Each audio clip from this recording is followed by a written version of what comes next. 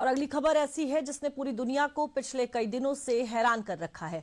खबर ट्रंप के एक और फरमान की है। ट्रंप ने अब 2 अप्रैल से भारत समेत दुनिया के देशों पर रेसिप्रोकल टैरिफ लगाने का ऐलान कर दिया है। क्या होगा इससे, इसका आप पर क्या असर पड़ेगा, इस रिपोर्ट में देखिए। Other countries have used tariffs against us for decades, and now it's our turn to start using them against those other countries. On average, the European Union, under the Trump administration, you will pay a tariff, and in some cases, a rather large one. बुधवार को अमेरिकी संसद के joint session को कुछ इसी अंदाज में ट्रंप ने संबोधित किया। सत्ता में आते ही अपने बयानों और अपने ताबड़तोड़ ऐलानों से दुनिया भर में सुर्खियां बटोरने वाले ट्रंप का वो अंदाज बुधवार को अमेरिकी संसद में एक बार फिर देखने को मिला।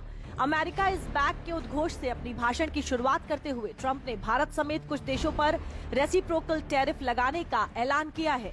आखिर क्या होता है रेसिप्रोकल टैरिफ, ये आपको बताएंगे। ट्रंप के इस ऐलान के पीछे की वजह क्या है, ये भी आगे बताएंगे। ट्रंप के इस टैरिफ ऐलान से भारत को कितना असर पड़ेगा, ये भी आपको बताएंगे। लेकिन पहले ट्रंप के इस ऐलान को सुन लेते हैं जो उन्होंने भारत के लिए किया है। India charges us auto tariffs higher than 100%.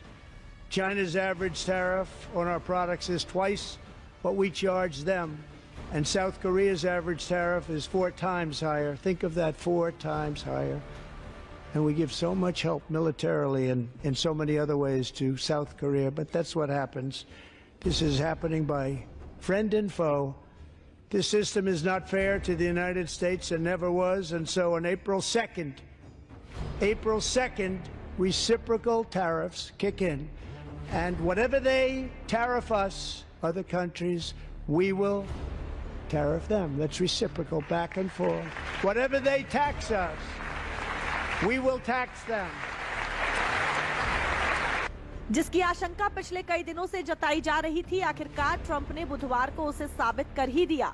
अब 2 अप्रैल से भारत पर रेसिप्रोकल टैरिफ लगाने के ऐलान के बाद अब ये सवाल उठ रहा है कि ट्रंप के इस टैरिफ ऐलान से भारत पर कितना असर पड़ेगा और भारत के कौन से क्षेत्र इससे ज्यादा प्रभावित होंगे, ये आपको बताएंगे। उससे पहले आखिर रेसिप्रोकल टैरिफ क्या होता है, ये जान लेते हैं।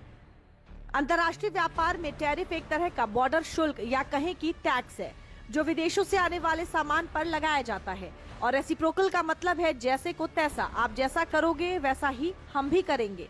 अगर कोई देश अमेरिकी सामान पर टैरिफ लगाता है तो उतना ही टैरिफ अमेरिका भी उस देश पर लगाएगा। दरअसल इन टैरिफ के जरिए ही सरकार की इनकम में इजाफा होता है। इसके अलावा टैरिफ को लगाने के पीछे का एक कारण ये भी है कि देश इसके जरिए घरेलू प्रोडक्शन को बढ़ावा देते हैं जो अन्य देशों से आने वाले सामान के मुकाबले सस्ते होते हैं।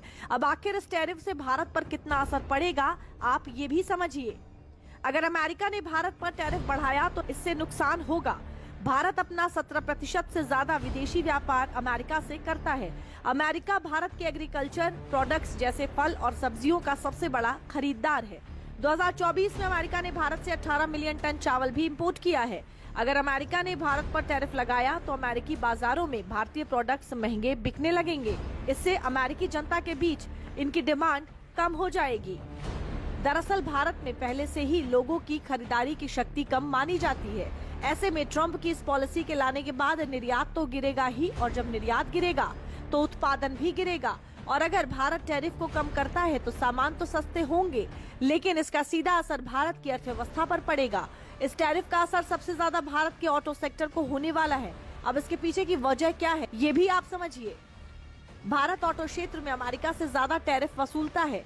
ऑटोमोटिव कंपोनेंट्स के मामले में भारत अमेरिका के लिए महत्वपूर्ण निर्यातक है। भारत अमेरिका को इंजन पार्ट्स, ट्रांसमिशन कंपोनेंट्स और इलेक्ट्रिकल सिस्टम सप्लाई करता है। भारत अमेरिका को करीब 1 से 2% शुल्क पर ऑटो पार्ट्स भेजता है।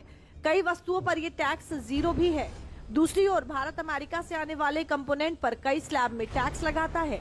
अमेरिका में कुल 300 अरब डॉलर के कंपोनेंट्स के आयात में भारत का हिस्सा सिर्फ 7 अरब डॉलर का है। भारत से अमेरिका को कई तरह के वाहन निर्यात किए जाते हैं, जिस पर भारत अब तक विदेशों से आने वाली गाड़ियों पर 100% से ज्यादा शुल्क वसूल करता रहा है।